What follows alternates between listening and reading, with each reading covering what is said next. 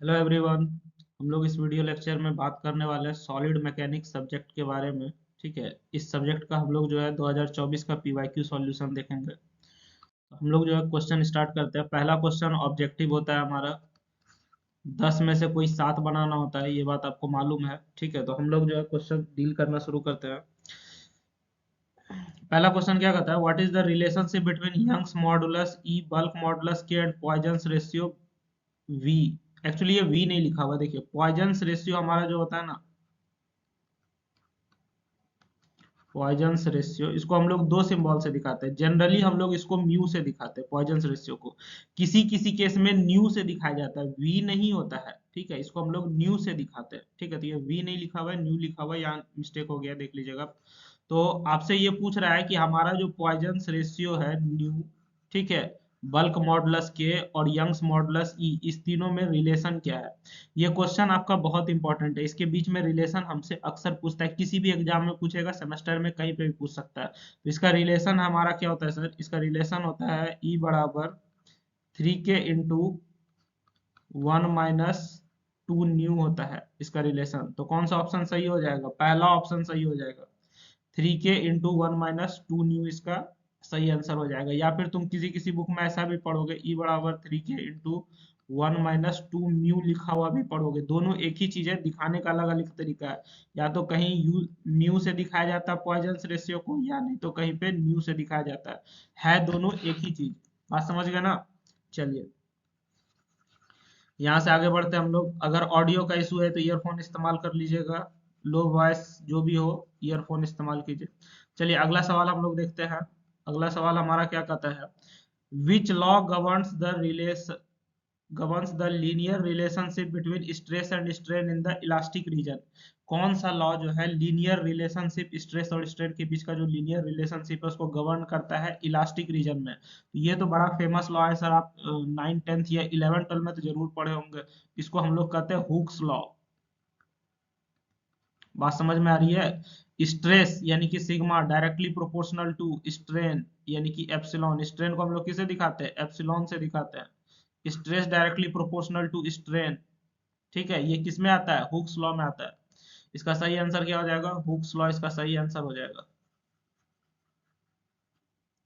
बात समझ गए, चलिए आगे बढ़ते हैं हम लोग यहाँ से। अगला सवाल क्या कहता है, what is the point on a beam where the bending moment changes sign called. ठीक है, बीम में वो पॉइंट जहां पे बेंडिंग मोमेंट साइन चेंज करता है, उस पॉइंट को हम लोग क्या कहते हैं, उस पॉइंट को हम लोग न्यूट्रल एक्सिस नहीं सर, पॉइंट ऑफ कॉन्ट्राफ्लेक्सर कहते हैं। बात समझ में आ रही है। हमारा जो है बीम में वो पॉइंट जहां पे बेंडिंग मोमेंट अपना साइन चेंज करता है, उस पॉइंट को हम लोग क्या कहते हैं, पॉइंट ऑफ कॉन्ट्राफ्लेक्सर कहते हैं। ये आपका इंपॉर्टेंट है, इसको आप ध्यान में रखिएगा। ठीक ना, ये आपका रिपीट कर सकता है क्वेश्चन। इसको क्या कहते हैं, पॉइंट ऑफ कॉन्ट्राफ्लेक्सर कहते हैं। ठीक है। अच्छा चलिए, एक और बात आपको बता देते हैं। आप जो है ना हमारा वीडियो का डिस्क्रिप्शन जरूर पढ़िएगा, वहां पे आपके काम का बहुत सारा लिंक वगैरह होता है। ठीक है, व्हाट्सएप ग्रुप का लिंक, टेलीग्राम का लिंक, ऐप का लिंक, तो वो सब आपके काम का हो जाएगा। उसके बाद अगर हमारा किसी ऑब्जेक्टिव क्वेश्चन के आंसर में चेंज होता है, तो चेंज आपका जो है डिस्क्रिप्शन में लिखा हुआ मिल जाएगा। बात समझ में आ रही है। कभी कभी हो जाता है, अलग अलग बुक में अलग अलग आंसर रहता है, तो ठीक है, तो अगर कोई लड़का हमारे पास सही आंसर पहुंचाता है तो वहां पे आपको अपडेट मिल जाता है। चलिए यहाँ से हम लोग आगे बढ़ते हैं। अगला सवाल क्या कहता है, which type of loading results in the maximum strain energy stored in a material. ठीक है, इसमें से किस तरह का लोडिंग हमको जो है maximum strain energy stored in a material देता है। तो ग्रेजुअल लोडिंग नहीं देता है, यूनिफॉर्म भी नहीं देता है, इम्पैक्ट लोडिंग देता है। किसी किसी केस में सडन लोडिंग भी देता है, किसी किसी केस में सडन लोडिंग भी देता है।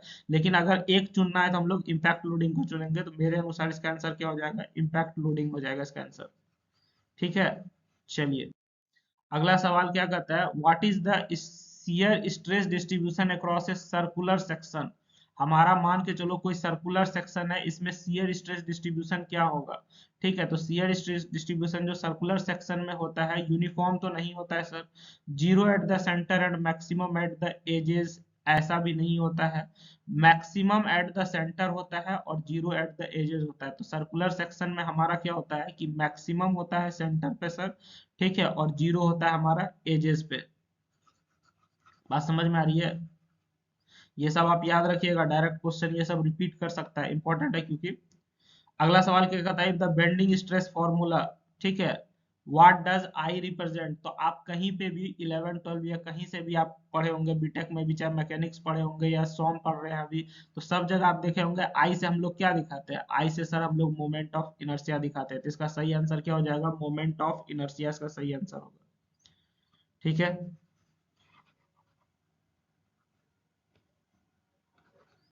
चलिए अगला सवाल हम लोग देख लेते हैं।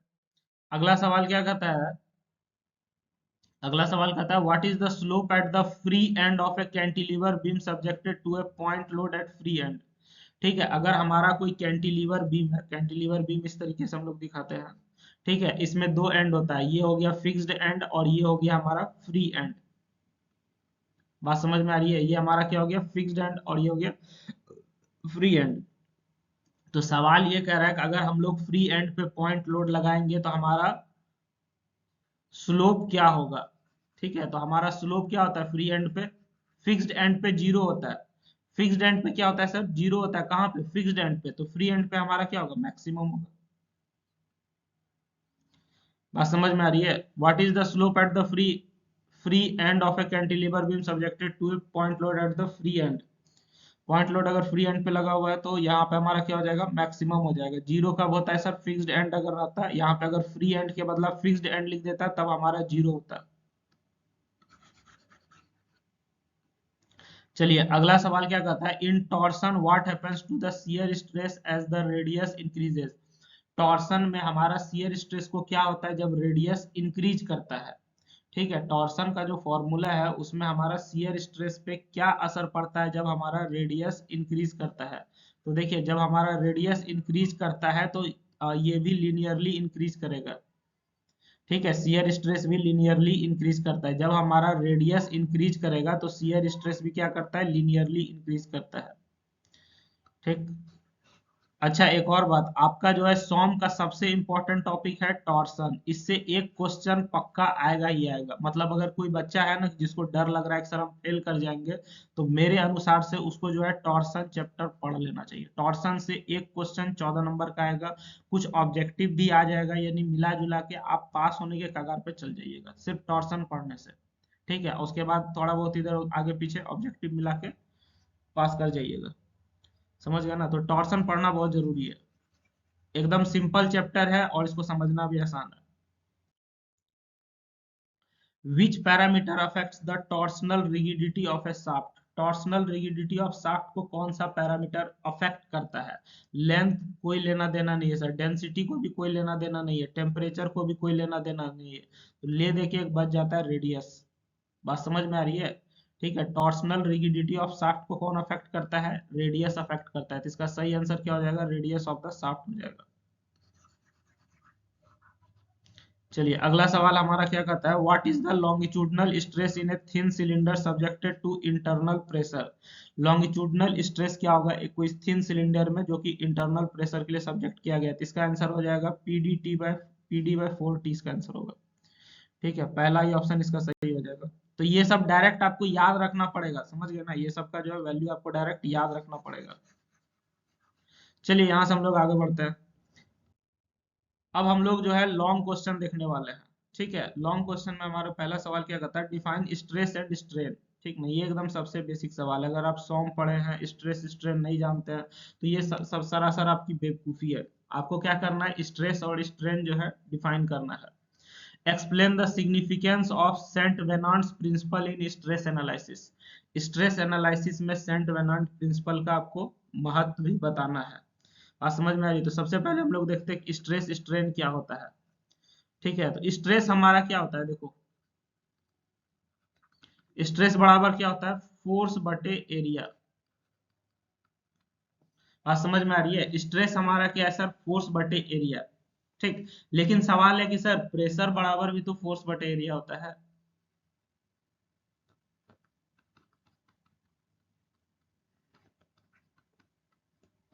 बात समझ में आ रही है, तो स्ट्रेस बराबर फोर्स के पहले एक शब्द लगता है रेसिस्टिंग फोर्स।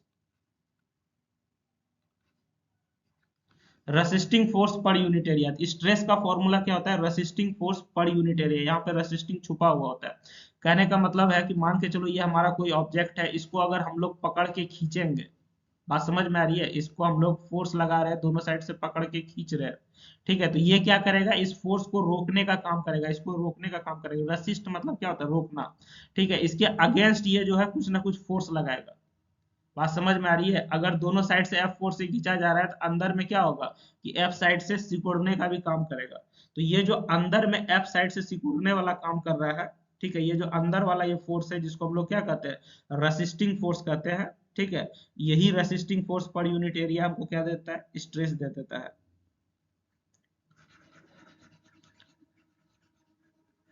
जो हमारा फोर्स लग रहा है वो हमारा क्या, एक तरह से नॉर्मल फोर्स लग रहा है, ठीक है। और स्ट्रेस क्या होता है कि उस फोर्स को जो अंदर से रोकता है, बात समझ में आ रही ना?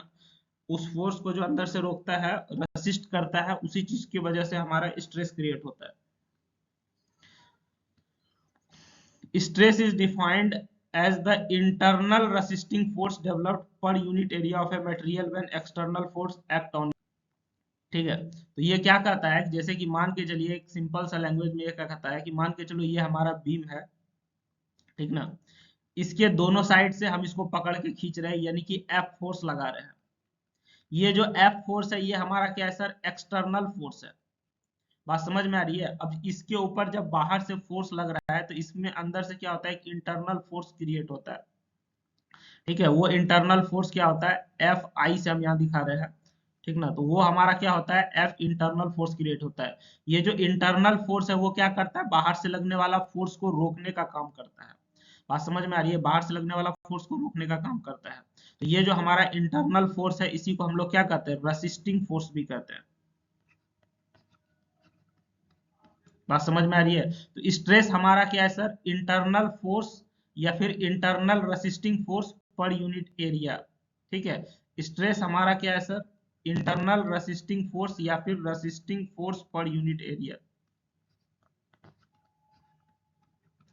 फोर्स पर यूनिट एरिया, यही हमारा स्ट्रेस है सर।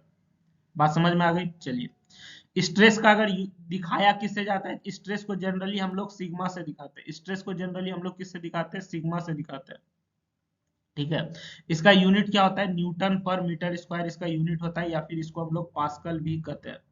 बात समझ में आ रही है? स्ट्रेस को हम लोग किससे दिखाते हैं सर? स्ट्रेस को हम लोग सर सिग्मा से दिखाते हैं। और इसका यूनिट क्या होता है? न्यूटन पर मीटर स्क्वायर। कहीं कहीं जो है इसको पास्कल भी कहा जाता है, ठीक है। तो आइए इसका हम लोग फॉर्मूला देख लेते हैं। फॉर्मूला क्या हो जाएगा? फॉर्मूला हो जाएगा फोर्स बाय एरिया, ठीक है। यहाँ पे रेसिस्टिंग फोर्स होगा, यहाँ पे रेसिस्टिंग सब छुपा हुआ है, ठीक ना। स्ट्रेस का फॉर्मूला क्या हो जाएगा? Force by area. Simple language में हम लोग फोर्स बाय एरिया कहते हैं, या फिर लोड बाय एरिया लिखा हुआ भी आपको मिल जाएगा, ठीक। चलिए, टाइप्स ऑफ स्ट्रेस का अगर बात किया जाए तो हमारे पास जो है कई तरह का स्ट्रेस होता है। सबसे पहला हमारे पास टेंसाइल स्ट्रेस होता है, दूसरा क्या होता है? कंप्रेसिव स्ट्रेस होता है, और तीसरा हमारे पास शियर स्ट्रेस होता है, ठीक है। Tensile stress, compressive stress, shear stress. जैसे कि मान के चलो अगर हम लोग किसी भी चीज को पकड़ के खींच रहे हैं तो ये हमको क्या देगा? टेंसाइल स्ट्रेस देगा, ठीक है। किसी भी चीज को अगर हम लोग दबाने का काम कर रहे हैं तो ये हमको क्या देगा? कंप्रेसिव स्ट्रेस देता है, ठीक है। शियर स्ट्रेस में हमारा क्या होता है? जब हम लोग लोड क्या करते हैं? पैरेलली लगा रहे होते हैं, ठीक ना। जब हम लोग किसी भी ऑब्जेक्ट पे पैरेलली लोड लगा रहे होते हैं तब जाके हमारा शियर स्ट्रेस क्रिएट होता है, ठीक है। यहाँ पे हमारा क्या हो रहा है कि लोड जो है इसके परपेंडिकुलर लग रहा है, यहाँ पे लोड परपेंडिकुलर लग रहा है, ठीक है। यहाँ पे भी लोड हमारा जो है परपेंडिकुलर लग रहा है, लेकिन शियर स्ट्रेस में हमारा क्या होता है? लोड पैरेलल लगता है। बात समझ में आ गई? चलिए, तो स्ट्रेस हमारा सर कितना तरह का हो जाएगा? स्ट्रेस हमारा हो जाएगा तीन तरह का। इसके अलावा भी कई तरह का स्ट्रेस होता है। एक नॉर्मल स्ट्रेस भी सुनिएगा, लेकिन उसकी आवश्यकता नहीं है। चलिए, यहाँ से हम लोग देखते हैं स्ट्रेन देखते हैं। स्ट्रेन हमारा क्या है sir? Strain is defined as the deformation per unit original dimension of a body due to applied stress. मान के चलो कि ये हमारा कोई ऑब्जेक्ट है, इसका लेंथ अभी L है, ठीक है। इसको जब आप पकड़ के खींचिएगा, बात समझ में आ रही है, इसको जब आप दोनों साइड से पकड़ के खींचिएगा तो इसका क्या होगा, लेंथ में चेंज होगा, ठीक है। इसका लेंथ में क्या होगा, चेंज होगा। मान के चलो इसका लंबाई थोड़ा बहुत बढ़ गया, जितना बढ़ा उसको हम लोग क्या कहते हैं, डेल्टा एल कहते हैं, यानी कि चेंज इन लेंथ कहते हैं। तो स्ट्रेन हमारा क्या है सर, रेशियो है किस चीज का sir, change in dimension by original dimension, ठीक है। हमारा जो है स्ट्रेन क्या है सर, रेशियो है change in dimension by original dimension. यहाँ पे फॉर्मूला क्या हो जाएगा, स्ट्रेन का कितना डायमेंशन चेंज हुआ है सर, डेल्टा एल हुआ है, और ओरिजिनल लेंथ कितना है, एल है, तो डेल्टा एल बाय एल हमको क्या दे देगा, स्ट्रेन दे देगा यहाँ पे। बात समझ गए। ये सब तो बेसिक चीज है, आप बचपन में भी पढ़े होंगे, ठीक ना, बचपन में ना 11 12। चलिए, हम लोग यहाँ से जो है इसका, अच्छा एक और बात आपको हम बताना भूल गए कि हमारा जो है इसको डिनोट किससे किया जाता है, स्ट्रेन को एप्सिलॉन से दिखाया जाता है, ठीक है। और ये डायमेंशनलेस होता है, मतलब स्ट्रेन का कोई यूनिट नहीं होता है। बात समझ गए ना। चलिए, टाइप्स ऑफ स्ट्रेन का बात किया करें तो एक हमारा होता है लॉन्गिट्यूडनल स्ट्रेन, दूसरा हमारा होता है लेटरल स्ट्रेन, तीसरा हमारा होता है वॉल्यूमेट्रिक स्ट्रेन, चौथा होता है हमारा शियर स्ट्रेन। तो इस तरीके से हमारे पास जो है 4 तरह का कॉमन स्ट्रेन देखने को मिलता है।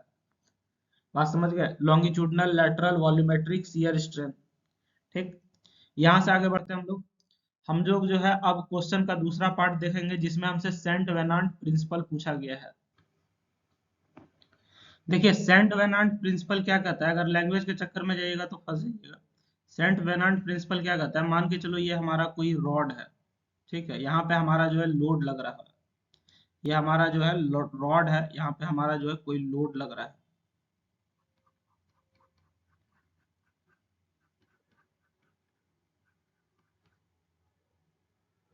ठीक है। इसके ऊपर मान के चलो ये हमारा लोड लग रहा है। तो सेंट वेनांट प्रिंसिपल कहता है जब किसी ऑब्जेक्ट पर फोर्स या लोड लगाते हैं, यानी कि ये हमारा कोई ऑब्जेक्ट है, इस पे जब हम लोग फोर्स या लोड लगाते हैं, तो जहां पर लोड लग रहा है, यानी कि ये जो पॉइंट है, ये पॉइंट है जहां पे हमारा लोड लग रहा है, ठीक है, वहां पर स्ट्रेस का डिस्ट्रीब्यूशन कम्प्लेक्स और अनइवन होता है। मतलब यहाँ पे स्ट्रेस का डिस्ट्रीब्यूशन एक समान नहीं होगा। लेकिन इससे थोड़ा दूर पे, जैसे ये पॉइंट है, इससे थोड़ा दूर पे ये पॉइंट है, यहाँ पे स्ट्रेस डिस्ट्रीब्यूशन क्या होगा, इवन होता है, एक समान होता है, रेगुलर होता है, इवन होता है, एक समान होता है। बात समझ में आ रही है। सेंट वेनांट प्रिंसिपल क्या कर रहा है कि हमारा जो है जहां पे हम लोग लोड लगा रहे हैं, जिस पॉइंट पे, मान के चलो ये पॉइंट हमारा ए है, ठीक है, पॉइंट ए पे जो हम लोग लोड लगा रहे हैं, यहाँ पे हमारा स्ट्रेस डिस्ट्रीब्यूशन इवन नहीं होगा, यूनिफॉर्म नहीं होगा, मतलब एक समान यहाँ पे स्ट्रेस नहीं लगेगा, कहीं ज्यादा लगेगा, कहीं कम लगेगा, ठीक है। लेकिन इस पॉइंट से कुछ दूर पे, मान के चलो पॉइंट बी है, इस पॉइंट से कुछ दूर पे पॉइंट बी है, ठीक है। तो जब पॉइंट बी पे हमारा जो है स्ट्रेस डिस्ट्रीब्यूशन क्या होगा, यूनिफॉर्म होगा, मतलब यहाँ पे एक समान लोड लग रहा होगा, यहाँ पे क्या होगा, अनइवन लोड लग रहा होगा।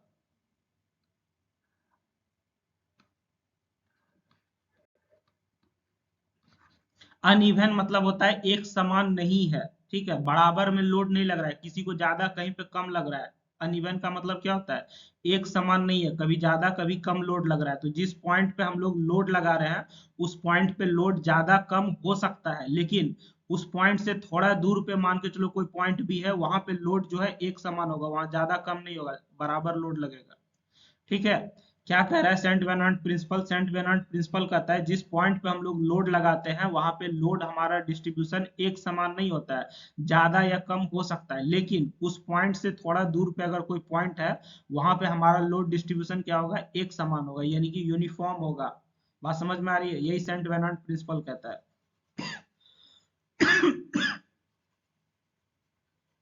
चलिए, अब इसका हम लोग जो है सिग्निफिकेंस देख लेते हैं, क्या महत्व है सर इंजीनियरिंग में। तो it simplifies stress analysis bye allowing replacement of complex load system with statically equivalent loads. ये जो है स्ट्रेस एनालिसिस को सिंपल बनाता है सर, क्या रिप्लेस करता है, कॉम्प्लेक्स लोड सिस्टम को इक्विवेलेंट लोड में कन्वर्ट कर देता है। बात समझ में आ रही है, हमारा जो कई सारा लोड लग रहा था उसको हम लोग इक्विवेलेंट लोड में कन्वर्ट करके क्वेश्चन सॉल्व कर लेते हैं। It justifies the use of simple stress formulas away from the load application point. ये हमारा जो है, ये हमारा क्या कहता है कि जो हमारा लोड एप्लीकेशन पॉइंट है, एक मिनट इसको हम समझाते हैं फिगर से।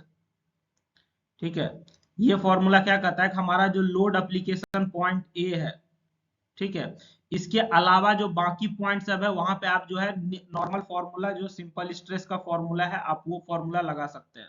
ठीक है, ये हमको क्या कहता है कि हमारा जो पॉइंट है जहां पे लोड लग रहा है वहां को छोड़ के जो बाकी पॉइंट सब है वहां पे आप जो है सिंपल स्ट्रेस का फॉर्मूला लगा सकते हैं। तीसरा क्या कहता है, it helps engineer focus on critical regions where stresses are significant. ये इंजीनियर को मदद करता है क्रिटिकल रीजन पे फोकस करने पे जहां स्ट्रेस आपका जो है सिग्निफिकेंट होता है। It reduces computational complexity in structural and machine design problems। बात समझ में आ रही है? तो ये इस तरीके से जो है इसका जो भी पॉइंट है ना ये आपको टेक्निकल टर्म है, इसको आपको याद रखना पड़ेगा, रटना पड़ेगा मेरे अनुसार से। बात समझ में आ रही है? इसको समझने का ये टाइम नहीं है, इसको समझाया जा सकता है, ये चीज को लैब में बैठ के समझाया जा सकता है, थ्योरी पढ़ के आपको ये बात समझ में नहीं आएगी। ठीक है, इसको लैब में बैठ के थोड़ा समझिएगा कि क्या कह रहा है। जब वहां पे लैब में क्या किया जाएगा, आपके सामने एक ऑब्जेक्ट लिया जाएगा, उस पर लोड लगा के आपको दिखाया जाएगा, तब जाके आपको ये बात समझ में आएगी कि एक्चुअली में क्या कह रहा है। ठीक है, ऐसे अब आपको आपके पास लास्ट मोमेंट में एक ही ऑप्शन है कि आप इसको रट्टा मार के जाइए, चाहे चीट पुर्जा बना लीजिएगा। ठीक ना,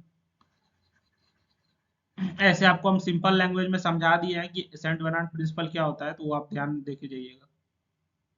ये कहाँ इस्तेमाल किया जाता है सर? स्ट्रेंथ ऑफ मटेरियल में, इलास्टिक प्रॉब्लम्स में, ये सब जो है खूब इस्तेमाल किया जाता है सेंट वेनांट प्रिंसिपल। बात समझ में आ रही है? प्रिंसिपल ऐसे सिंपल में कहता क्या, वो तो आपको हम बता दिए कि हमारा जिस पॉइंट पे लोड लग रहा है, मान के चलो ये हमारा कोई पॉइंट है, ए पॉइंट है, और ये हमारा क्या है, कोई बी पॉइंट है। हमारा जिस पॉइंट यानी पॉइंट ए पे जहाँ पे लोड लग रहा है वहां पे हमारा स्ट्रेस डिस्ट्रीब्यूशन एक समान नहीं होगा। लेकिन उससे दूर में अगर कोई पॉइंट है, जैसे कि यहाँ पे पॉइंट बी है, ए से दूर में है, ठीक है, तो वहां पे लोड डिस्ट्रीब्यूशन यानी कि स्ट्रेस डिस्ट्रीब्यूशन क्या होगा, एक समान होगा। ठीक है, यहाँ पे स्ट्रेस डिस्ट्रीब्यूशन एक समान नहीं होगा जहाँ पे लोड लग रहा है, और उससे दूर में अगर कोई पॉइंट है तो वहां पे स्ट्रेस डिस्ट्रीब्यूशन एक समान होता है।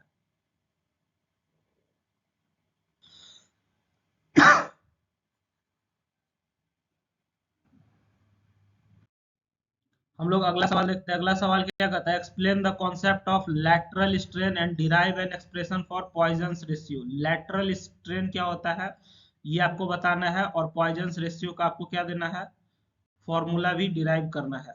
ठीक है, जैसे कि देखो ये हमारा ना कोई बार है, मान के चलो, ठीक है, ये बार है, इसका जो है ना ये हमारा इस तरीके से क्यूब के जैसा होगा। बात समझ में आ रही है? इस बार का कुछ लेंथ भी होगा,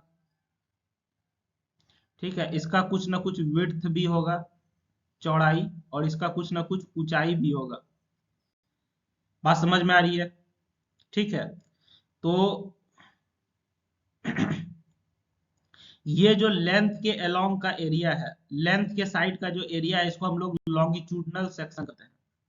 बात समझ में आ रही है? ये वाला जो है लंबाई के इस साइड वाला जो पार्ट है इसको हम लोग क्या कहते हैं, लॉन्गिट्यूडनल पार्ट कहते हैं। और ये वाला जो पार्ट है, ठीक है, लेंथ के अलावा जो चौड़ाई और ऊंचाई यानी कि विड्थ और हाइट वाला ये वाला जो पार्ट है इसको हम लोग लेटरल पार्ट कहते हैं। बात समझ में आ रही है? आसान भाषा में आप समझिए, ये हमारा क्या है, लेंथ वाला पार्ट जो है हमारा लॉन्गिट्यूडनल पार्ट है, ये वाला पार्ट हमारा क्या है, लॉन्गिट्यूडनल पार्ट है।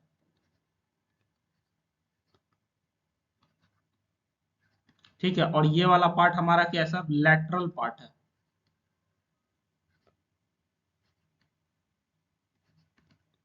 बात समझ में आ रही है? ठीक है, तो जब हम लोग जो है किसी भी चीज को पकड़ के खींचते हैं, किसी भी चीज को हम लोग जो है मान के चलो एल लेंथ का कोई चीज है, इसको हम लोग पकड़ के खींच रहे हैं, ठीक है, तो इसका क्या होता है, थोड़ा बहुत सा डायमेंशन चेंज होता है, इसका लंबाई जो है थोड़ा बहुत बढ़ता है, डेल्टा एल बढ़ता है, ये बात तो हम लोग को मालूम है। तो ये जो एल में अगर चेंज होता है तो इसको हम लोग क्या कहते हैं, लॉन्गिट्यूडनल चेंज कहते हैं। ठीक है, जब इसका तुम पकड़ के खींचोगे लंबाई बढ़ रहा होगा तो इसका मोटाई और चौड़ाई घट रहा होता है। गौर से देखना, अगर किसी चीज को तुम पकड़ के खींचोगे तो उसका लंबाई बढ़ता है, ठीक है, लेकिन उसी समय उसका जो है चौड़ाई और मोटाई घट रहा होता है। बात समझ में आ रही है? तो चौड़ाई और मोटाई जो हमारा घट रहा होता है ना, तो वहां पे भी हमारा लेटरल स्ट्रेन काम कर रहा होता है। ये जो चौड़ाई मोटाई घट रहा है वो हमारा क्या देगा, लेटरल स्ट्रेन देगा, और लंबाई जो बढ़ रहा है वो हमको क्या देगा, लॉन्गिट्यूडनल स्ट्रेन देता है। बात समझ गए? तो यही कॉन्सेप्ट है लॉन्गिट्यूडनल स्ट्रेन और लेटरल स्ट्रेन का, कि कोई ऑब्जेक्ट है, कोई छड़ है, रॉड है, उसको पकड़ के हम खींच रहे हैं तो उसका लंबाई में चेंज आ रहा है, वो हमारा क्या लॉन्गिट्यूडनल स्ट्रेन है। लेकिन उसका चौड़ाई और मोटाई में भी चेंज आ रहा है, वो हमारा क्या है सर, लेटरल स्ट्रेन है। समझ गया ना? लॉन्गिट्यूडनल स्ट्रेन क्या है और लेटरल स्ट्रेन क्या है? अगर कोई हमारा रड है जिसको कि हम लोग पकड़ के क्या कर रहे हैं, खींच रहे हैं, तो उसका लंबाई में जो चेंज आ रहा है वो लॉन्गिट्यूडनल स्ट्रेन है। ठीक है। और जो हमारा उसका चौड़ाई और मोटाई में जो चेंज आ रहा है वो क्या है सर, लेटरल स्ट्रेन है। ठीक।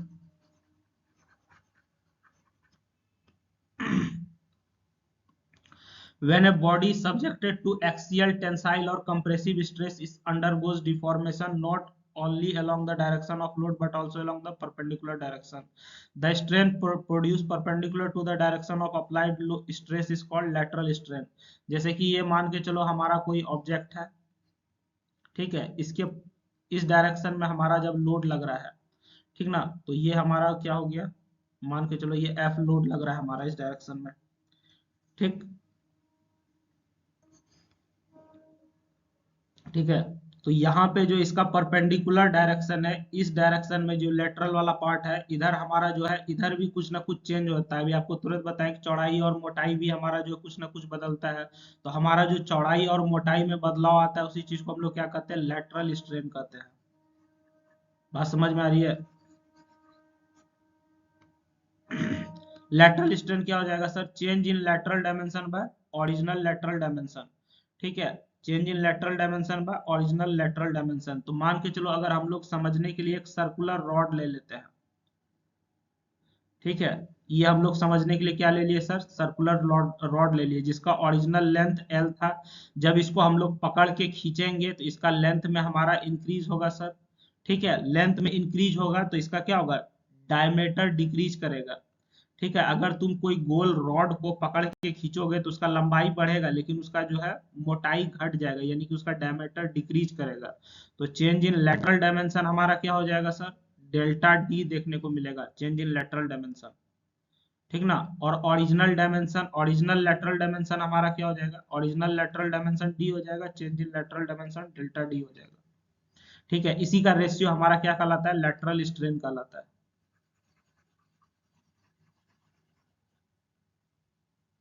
पॉइजन्स रेशियो क्या है sir, Poisson's ratio is defined as the ratio of lateral strain to longitudinal strain. Lateral strain और लॉन्गिट्यूडनल स्ट्रेन के बीच का रेशियो को हम लोग क्या कहते हैं, पॉइजन्स रेशियो कहते हैं। पॉइजन रेशियो बराबर क्या होता है, ये फॉर्मूला याद रखिएगा। पॉइजन रेशियो बराबर होता है lateral strain by longitudinal strain. चलिए अगला चीज जो है हमारा वो क्या है, इसका डिराइवेशन हमको करने के लिए कहा था। तो डिराइवेशन करने के लिए हम लोग सबसे पहले क्या करते हैं सर, कुछ चीज मान लेते हैं कि हमारा जो कोई रड है, ठीक है, मान के चलो ये हमारे पास एक रड है, जिसका कि ओरिजिनल लेंथ हमारा क्या है सर, एल है। बात समझ में आ रही है? इसमें जब हम लोग फोर्स लगाएंगे तो इसका लेंथ में कुछ ना कुछ चेंज होगा, वो हमारा क्या होगा, मान के चलो कि डेल्टा एल हमारा जो है चेंज देखने को मिलेगा। बात समझ में आ रही है? इसका मान के चलो कि शुरू में डायमीटर डी रहा होगा। ठीक है। जब इसका लेंथ पकड़ के खींचेंगे तो इसका क्या बोले, चौड़ाई और मोटाई घटता है, तो मान के चलो कि इसका जो है गोलाई घट रहा होगा। तो कितना घट रहा होगा सर, डेल्टा डी घट रहा होगा, ऐसा हम लोग मान के चल रहे हैं यहाँ पे। ठीक। अब जो है हमारा यहाँ से कैलकुलेशन स्टार्ट होगा सर।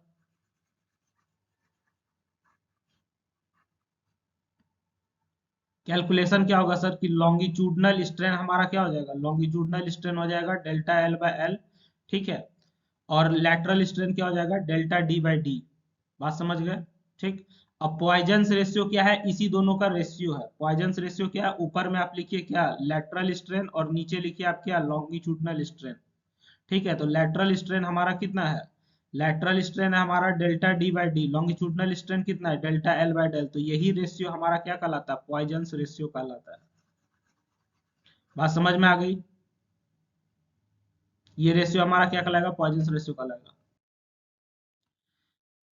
इसलिए हमारा जो है पॉइजन्स रेशियो हमारा क्या हो जाएगा सर, पॉइजन्स रेशियो हमारा हो गया lateral strain by longitudinal strain, ये फॉर्मूला आपको याद रखना है। अब आइए इसका हम लोग महत्व देखते हैं कि पॉइजन्स रेशियो का क्या सिग्निफिकेंस है। Significance of Poisson's ratio, it relates longitudinal and lateral deformation of material. Poisson ratio क्या करता है, लॉन्गिट्यूडनल और लैटरल डिफॉर्मेशन ऑफ मटेरियल को रिलेट करता है। डिफॉर्मेशन मतलब होता है शेप साइज बदलना।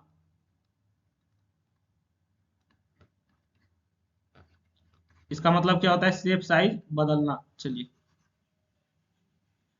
अगला हमारा क्या है सर, अगला पॉइंट हमारा क्या कहता है, अगला पॉइंट कहता है कि ये जो है एक रिलेशन देता है किसके बीच में, इलास्टिक कांस्टेंट के बीच में रिलेशन देने में इस्तेमाल होता है। आपको हम पहला क्वेश्चन दिखाए थे, ई बराबर 3k1 - 2 म्यू, ऐसा एक रिलेशन दिखाए थे। यहाँ पे म्यू जो होता है ये पॉइजन्स रेशियो ही होता है। बात समझ में आ रही है। तो वही अगला पॉइंट क्या कहता है, ये जो है रिलेशन डिराइव करने में मदद करता है इलास्टिक कांस्टेंट के बीच में। इलास्टिक कांस्टेंट कौन सा है, ई हो गया, के हो गया, जी हो गया, ये सब हमारा क्या है सर, इलास्टिक कांस्टेंट है। ये सब के बीच में एक रिलेशन स्टेब्लिश करने में मदद करता है कौन, पॉइजन्स रेशियो।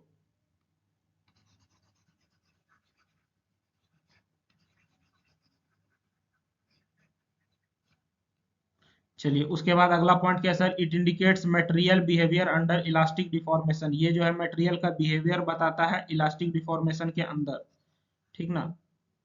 इसके साथ साथ क्या है sir, it plays an important role in volumetric strain analysis. ये जो है वॉल्यूमेट्रिक स्ट्रेन एनालिसिस में भी एक इंपॉर्टेंट रोल प्ले करता है।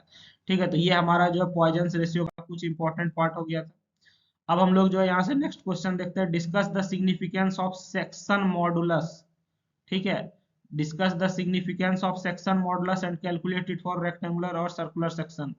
सेक्शन मॉडुलस क्या होता है, हमारा सेक्शन मॉडुलस को हम लोग कैपिटल जेड से दिखाते हैं। सेक्शन मॉडुलस हमारा एक तरह से रेशियो है किसका, moment of inertia by y max का रेशियो है। ठीक है, moment of inertia by y max का रेशियो है। बात समझ में आ रही है। ठीक है, moment of inertia by y max का रेशियो है। अगर आसान भाषा में कहा जाए तो जैसे कि मान के चलो ये हमारा रेक्टेंगुलर है, शेप है, समझ गया ना। जैसे कि हमारा हर अलग अलग शेप के लिए, अलग अलग शेप के लिए स्क्वायर हो गया, रेक्टेंगल हो गया, ठीक है, सर्कुलर हो गया, ट्रायंगल हो गया, ठीक ना। हर शेप के लिए जैसे हमारा क्या निकलता है, मोमेंट ऑफ इनर्शिया निकलता है, उसी तरह से हर शेप के लिए हमारा क्या निकलता है सर, सेक्शन मॉडुलस निकलता है। हमारा सेक्शन मॉडुलस भी जो है हर शेप के लिए निकलता है। ठीक ना, हर शेप में मतलब ट्रायंगुलर शेप में जल्दी हम लोग नहीं निकालता है। तो हमारा जो है रेक्टेंगल, सर्कल, इस सब में हम लोग जो है सेक्शन मॉडुलस निकालते हैं। सेक्शन मॉडुलस क्या होता है सर, ये हमारा रेशियो है moment of inertia by y max का। अब सवाल है कि सर वाई मैक्स क्या होता है। मान के चलो ये हमारा रेक्टेंगुलर सेक्शन है, ये इसका क्या हो गया, न्यूट्रल एक्सिस हो गया। ये इसका क्या हो गया, न्यूट्रल एक्सिस हो गया। ठीक है, तो न्यूट्रल एक्सिस से जो ये सबसे एंड पॉइंट हो जाएगा। ठीक है, न्यूट्रल एक्सिस से सबसे एंड पॉइंट का जो डिस्टेंस होगा इसी को हम लोग वाई मैक्स कहते हैं। क्या कह रहे हैं, वाई मैक्स क्या हो जाएगा सर, ये न्यूट्रल एक्सिस से जो ये एंड पॉइंट है, मतलब न्यूट्रल एक्सिस से सबसे किनारा का जो डिस्टेंस है, ये क्या दे देगा आपको, वाई मैक्स दे देगा। तो ये हो जाएगा वाई मैक्स दे देगा। ठीक है, या फिर यहाँ से यहाँ तक का डिस्टेंस भी हमको क्या कहलाएगा, वाई मैक्स कहलाएगा। ठीक ना। तो न्यूट्रल एक्सिस से जो भी हमारा लास्ट पॉइंट है उसको हम लोग, उस डिस्टेंस को वाई मैक्स कहते हैं। ठीक है, क्या कहते हैं y max sir, neutral axis से जो लास्ट पॉइंट है, वहां से जो सबसे अंतिम पॉइंट होगा न्यूट्रल एक्सिस से, चाहे ऊपर हो नीचे हो जहां पर भी, वो डिस्टेंस क्या कहलाता है, वाई मैक्स कहलाता है। और इसी का रेशियो है सेक्शन मॉडुलस। याद रखिएगा, बहुत इंपॉर्टेंट है ये, इससे क्वेश्चन फ्रेम होता है। आइए हम लोग देखते हैं यहाँ से।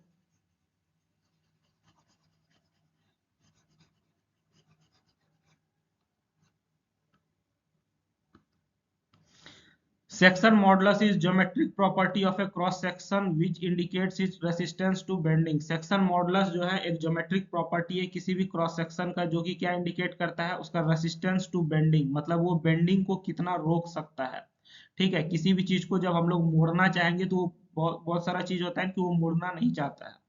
ठीक है, किसी भी चीज को जब हम लोग मोड़ना चाहते हैं तो कुछ ऐसा भी चीज होता है जो मोड़ना नहीं चाहता है। तो क्यों नहीं मोड़ना चाहता है, क्योंकि उसमें सर सेक्शन मॉडुलस अच्छा होता है। ठीक है, तो सेक्शन मॉडुलस एक तरह का ज्योमेट्रिक प्रॉपर्टी है।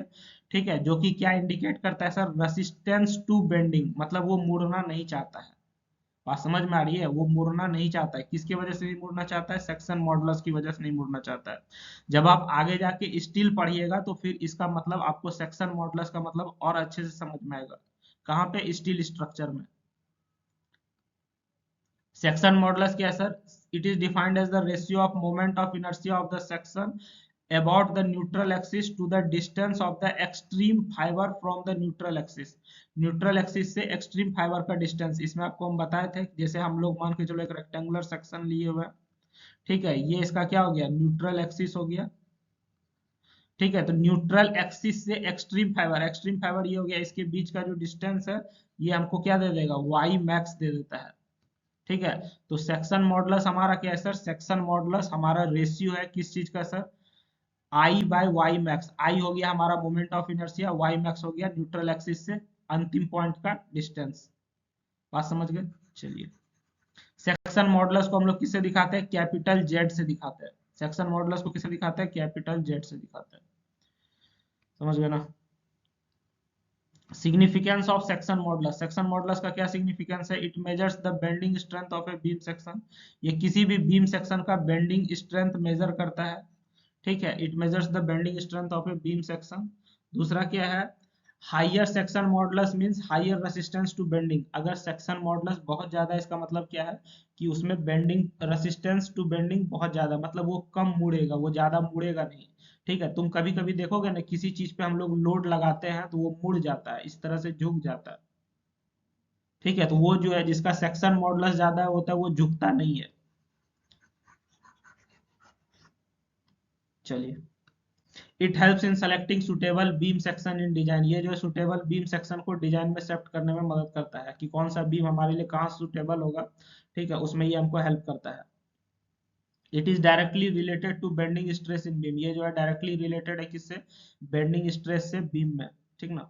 चलिए, it is an important parameter in structural and machine design. Structural और मशीन डिजाइन में ये काफी इंपॉर्टेंट पैरामीटर है हमारा। सेक्शन मॉडुलस हम लोग रेक्टेंगुलर सेक्शन के लिए देखेंगे। रेक्टेंगुलर सेक्शन में मान के चलिए कि हमारा जो है इसमें चौड़ाई और गहराई होगा, तो चौड़ाई को हम लोग बी से दिखा देते हैं सर, और ये वाला जो लेंथ है इसको हम लोग किससे दिखा देते हैं? इसको हम लोग डी से दिखा देते हैं। ठीक ना? तो मोमेंट ऑफ इनर्शिया क्या हो जाएगा? रेक्टेंगल के केस में आई बराबर बी डी क्यूब बाय 12 होता है। ठीक है, distance of extreme fibre, extreme fibre करने का मतलब ये हो गया न्यूट्रल एक्सिस, यहां से यहां तक का डिस्टेंस, इसको हम लोग क्या कहेंगे? डी बाई टू कहेंगे। इस डिस्टेंस को क्या कहेंगे? हम लोग डी बाई टू कह देंगे ये डिस्टेंस को। बात समझ में आ रही है? तो वाई मैक्स क्या हो जाएगा? डी बाई टू हो जाएगा। तो सेक्शन मॉडुलस क्या होता है हमारा? जेड बराबर आई बाय वाई मैक्स का रेशियो होता है। आई हमारा क्या है sir? B d cube by 12 है। वाई मैक्स क्या है सर? डी बाई टू है। बात समझ में आ रही है? तो z बराबर क्या हो जाएगा? बी डी स्क्वायर बाय 6 हो जाएगा। इसको जब आप सॉल्व करोगे तो बी डी स्क्वायर बाय 6 आएगा। तो रेक्टेंगल के केस में सेक्शन मॉडुलस क्या होता है? बी डी स्क्वायर बाय 6 होता है। रेक्टेंगल के केस में सेक्शन मॉडुलस क्या होता है हमारा sir? B d square by 6 होता है। बात समझ गए? चलिए, अब हम लोग जो है सेक्शन मॉडुलस देखेंगे सर्कल के केस में, सर्कुलर सेक्शन के केस में। ठीक ना? तो सर्कुलर सेक्शन में हमारे पास जो है डायमीटर डी होता है। Moment of inertia circular section में क्या होता है? पाई डी पर पावर 4 बाय 64 होता है। ठीक है, और ये रहा सर्कुलर सेक्शन का न्यूट्रल एक्सिस। न्यूट्रल एक्सिस से अगर आप एंड पॉइंट का डिस्टेंस देखिएगा तो ये किसके बराबर होता है? ये रेडियस के बराबर होता है। ठीक है, ये डिस्टेंस किसके बराबर होगा? रेडियस, यानी डी बाई टू के बराबर होगा। ठीक है, तो यहाँ पे वाई मैक्स का वैल्यू क्या हो जाएगा? डी बाई टू हो जाएगा। समझ गए ना? तो सेक्शन मॉडुलस का फॉर्मूला हमारे पास क्या हो जाएगा? जेड बराबर I by y max. Z बराबर क्या हो जाएगा? I by y max. ठीक, आई का वैल्यू पाई डी पर power 4 by 64, y max d by two. यहाँ से हम लोग सर्कल के केस में सेक्शन मॉडुलस निकालेंगे, ये क्या हो जाएगा? पाई डी क्यूब बाय 32 हो जाएगा। बात समझ में आ रही है? कितना हो जाएगा? पाई डी क्यूब बाय 32 हो जाएगा। ठीक है, तो आप यहाँ से याद रखिएगा कि सर्कल के केस में सेक्शन मॉडुलस पाई डी क्यूब बाय 32, रेक्टेंगल के केस में बी डी स्क्वायर बाय 6 हो जाएगा। ठीक है, चलिए, तो यहाँ पे हमारा सर ये पार्ट एंड होता है। आप जो है दूसरा पार्ट जरूर देखिएगा। ठीक ना? सारा क्वेश्चन तो कवर नहीं हो पा रहा है, लेकिन मैक्सिमम किया कोशिश करेंगे कि ज्यादा से ज्यादा क्वेश्चन कवर हो जाए हमारा। अगर कोई डाउट है या किसी भी तरह का दिक्कत है, कुछ कहना है, तो आप हमसे कमेंट सेक्शन में कह सकते हैं। ठीक है, thank you everyone. I hope कि आपका एग्जाम बहुत अच्छा जाए। Good luck for your exam.